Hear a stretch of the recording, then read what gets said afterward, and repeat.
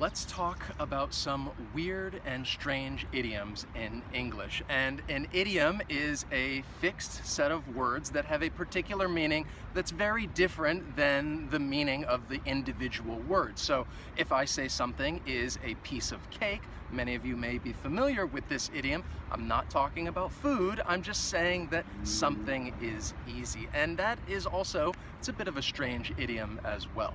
But before I teach you these different idioms, let me introduce myself in case this is your first time here. My name is Wes. The channel is Interactive English, which is all about trying to help you practice and improve your English skills. So if that's what you want to do, hit that subscribe button, turn on notifications so that you will learn about future English lessons. So really the purpose of this lesson is to help you build your vocabulary, but also improve your English comprehension, because these are idioms that you may hear in everyday conversation because they're a bit informal, but you could also hear them in movies and TV shows. So it's good to be aware of them so that you understand what people are talking about. Let's begin with our first idiom, which is pardon my French. So this is a phrase that is used to apologize for some offensive language. If you say a word that is bad, you would then follow it with this idiom and you might say, pardon my French.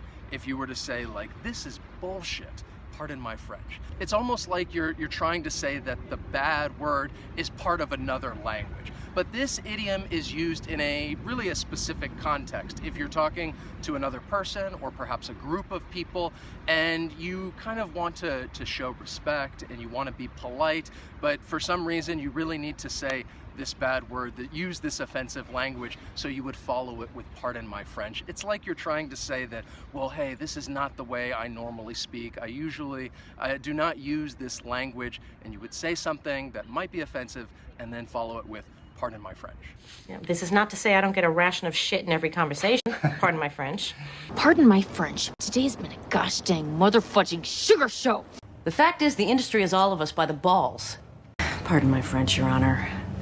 Then we have to weasel out of something. And I like this idiom because, well, I like idioms that have animals in them. And to weasel out of something, it means you're trying to avoid something by being dishonest.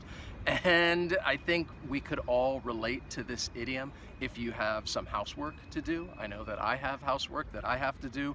Sometimes my wife might ask me to do something and I'm like, well, wait, I gotta go somewhere. I'll be right back.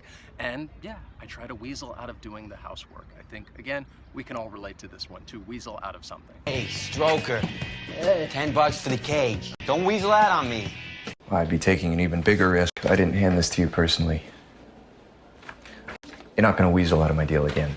If you can weasel me out of this physical, I will blow your mind by doing something incredibly holy at some point. Amen.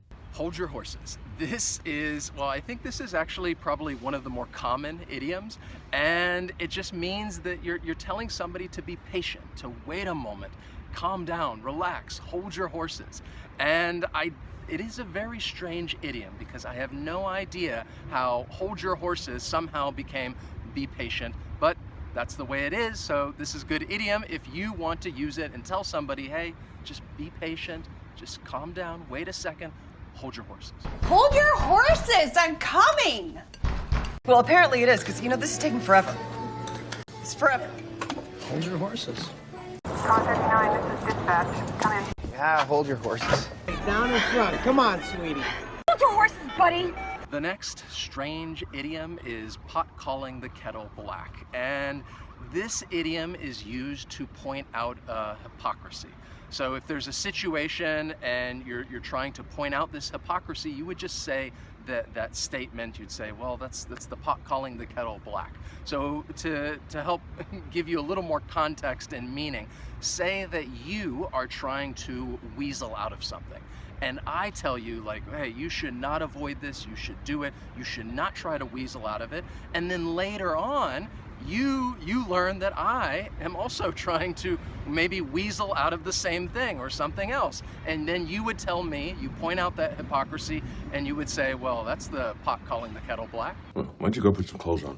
Well, isn't that the pot calling the kettle black? Or African American? Suddenly she's thinking of filing a restraining order. Yeah, well, isn't that the pot calling the kettle black? Drinking while at school is just stupid, and most importantly, any of you guys drinking at all is illegal. It's a fair amount of the pot calling the kettle black. Then we have kitten caboodle.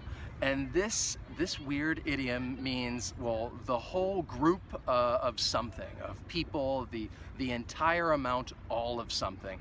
And I think people would use this maybe to give emphasis when you tell somebody that you want, well, everything. I want it all. I want the whole kit and caboodle. That'd be all, Truman. That's the whole kit and caboodle. Catch you later. Last week, my stock was worth twice what it is now. I'm thinking about getting out in a whole kit and caboodle of it, boys. I see a vast improvement. Not too late to change your mind.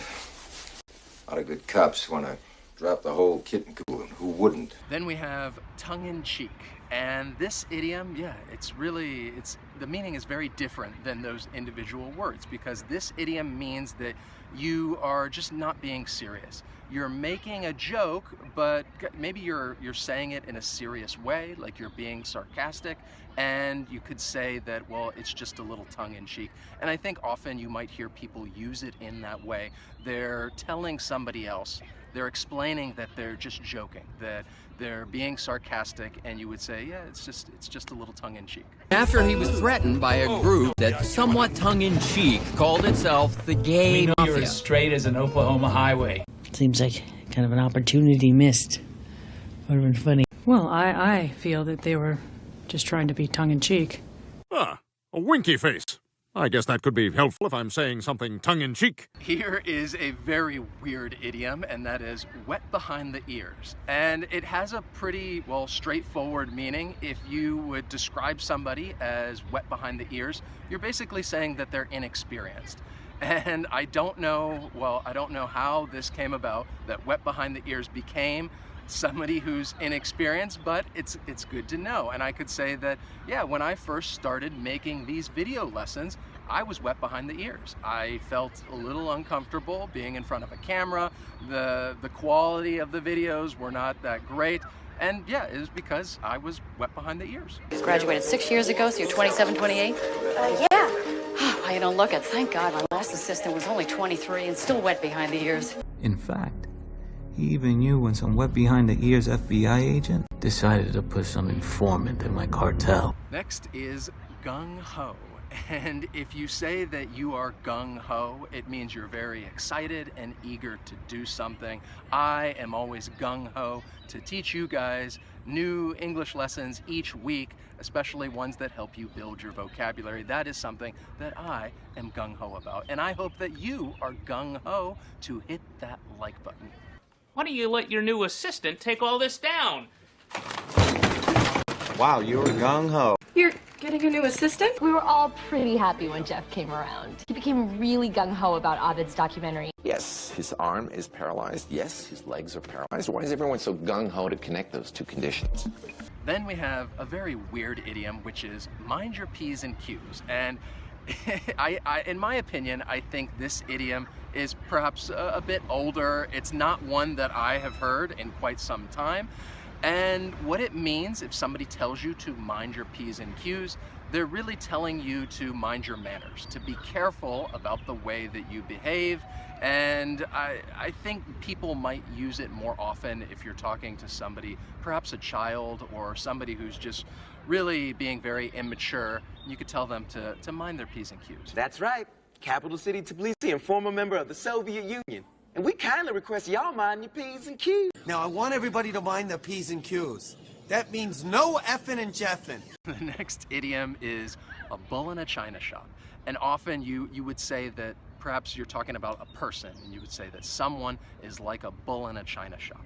And what that means is that this person is not really careful in the way that they move around or even behave. And the idiom, if you think about it, it makes sense, because if you have a china shop, china, it's very fragile, very delicate. A bull is not the animal that you would want to have in a china shop, because everything's gonna break. So in a way, it's almost like you're saying that somebody is just not delicate in handling a particular situation, and you could say that they were acting like a bull in a china shop. Like an elephant in a china shop. Bull in a china shop. Anyhow, hey, I am Kurt. Get out now!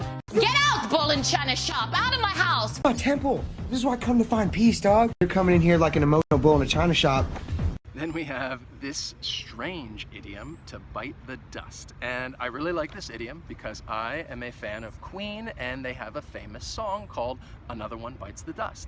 And if you say that someone or something bites the dust, it means, well, to die, to come to an end, or to fail.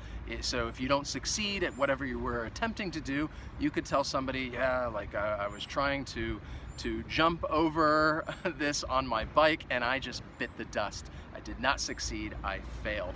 Or if you want to talk about, well, something dying, probably more common, you would refer to maybe an insect as opposed to a person, because you don't want to talk about people that way. You don't want to act like a bull in a china shop. You want to be a little more caring. But if we're talking about like a mosquito and you kill a mosquito, then yes, that mosquito bit the dust. It means his current relationship is about ready to bite the dust. Hard-ass counselors, bullies, all bite the dust, but Timmy's still standing. I'm laughing because, yeah, this next idiom I think is very strange. I have no idea where it came from, but Bob's your uncle. And this idiom, you may hear it in the US from time to time, but I think it's more common in the UK and Ireland. And what it means is, it's really just a way of saying, well, there it is, it's done, that's it. And often I think people would use it after giving a set of instructions. You're telling somebody to do something, and then once you're finished telling them what to do, you could just end it with Bob's your uncle. Sit down, big smiles, plant the bug underneath the table. Easy peasy, Japanese, Bob's your uncle, that's it. So I could give you guys some instructions and say, first, watch this entire lesson. Second, hit that like button. Third, write to me in the comments, and Bob's your uncle. There you have it. It's done. It's over. Bob's your uncle. And if you followed those instructions, then I want you to write that to me in the comments and just say, Bob's your uncle. And then I know that, yes, you did everything that I asked you to do. I hope you enjoyed the lesson and learned some new, strange and weird idioms, and I will see you next time. So long.